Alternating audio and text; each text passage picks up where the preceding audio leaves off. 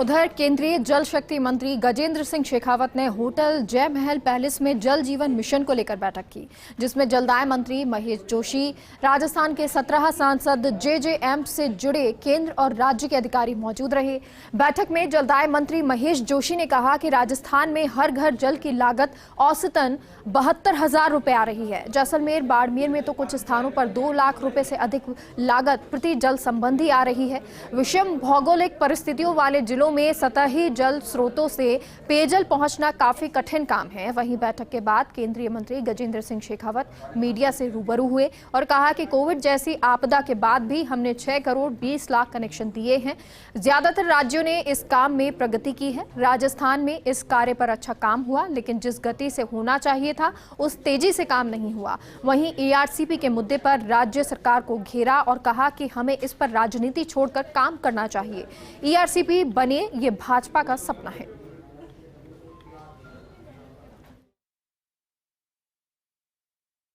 राजस्थान के परिप्रेक्ष्य में देखूं तो जल जीवन मिशन और भी महत्वपूर्ण हो जाता है, क्योंकि राजस्थान में जिस तरह से महिलाएं दूर दराज क्षेत्रों से पानी अपने सर पर ढोकर के लाने के लिए अभिशप्त थी, निश्चित रूप से ये मिशन उनके जीवन में एक बहुत बड़ा परिवर्तन लाने वाला है।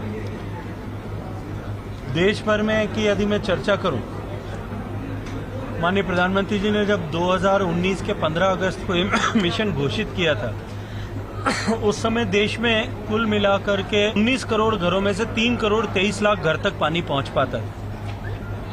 लगभग 16% ऐसे आवास थे जिनमें नल से जल पहुंचता था। रिमेनिंग 84% परिवारों की माताओं बहनों को सर पर घड़ा रख के पानी लाना पड़ता था।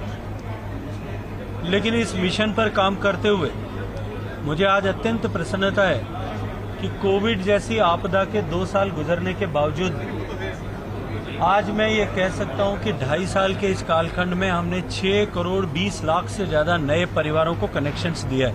राजस्थान जिस गति के साथ में प्रगति करने की आवश्यकता थी वो नहीं कर पाया।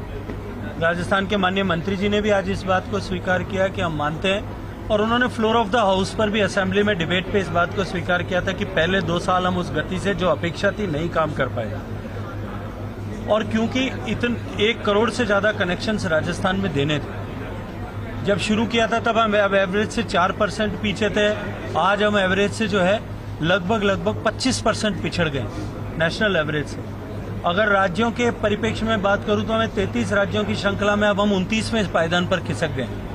अगर पिछले 2.5 साल में हुए काम की प्रगति के परिप्रेक्ष्य में बात करूं कि परसेंटाइल टर्म्स में कि किस प्रदेश में कितना प्रतिशत काम हुआ है, अगर उसके परिप्रेक्ष्य में बात करूं तो हम 32वें पायदान पर हैं। 33 की जगह अंतिम पायदान जो है अंतिम से छोड़ करके ऊपर है।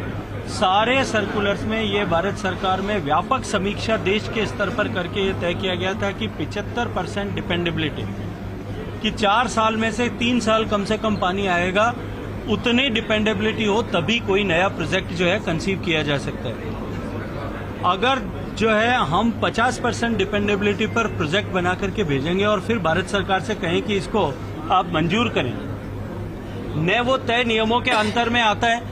और जब कोई प्रोजेक्ट अप्रूव ही नहीं हो रहा है, उसके पहले उसकी डीपीआर अप्रूव होने से पहले उसको राष्ट्रीय परियोजना का दर्जा दिया जाए, मुझे लगता है कि इससे बाहर निकल करके राजस्थान सरकार इस पे जो है जरा गंभीरता से विचार करे। इन 13 जिलों के पीने का पानी उपलब्ध कराने के लिए इस नहर के ऊपर जो सिंचाई की बात उन्होंने की है उसको छोड़ करके मैं राजस्थान सरकार को इस बात का विश्वास दिला सकता हूं कि अगर ये इसका 2 लाख हेक्टेयर का जो है ये सिंचाई का जो इन्होंने प्रपोजल दिया, इसको विड्रॉ करके इसको 75% पे बनाएंगे, तो भी हम भारत सरकार में इसको नियमों में जो है इसको एडजस्ट करके इसको राष्ट्रीय परियोजना का दर्जा दे सकते हैं। उस दिशा में हम विचार करेंगे, सहजता से विचार करेंगे, तत्परता से विचार करेंगे, शीघ्रता से विचार करेंगे। लेकिन राजस्थान सरकार के किसी एक विषय को लेकर के पूरे देश भर के व्यापक जल संबंधों को लेकर के एक नई चुनौती को खड़ा नहीं किया जा सकता है। मुझे लगता है कि राजस्थान सरकार इसको सोचेगी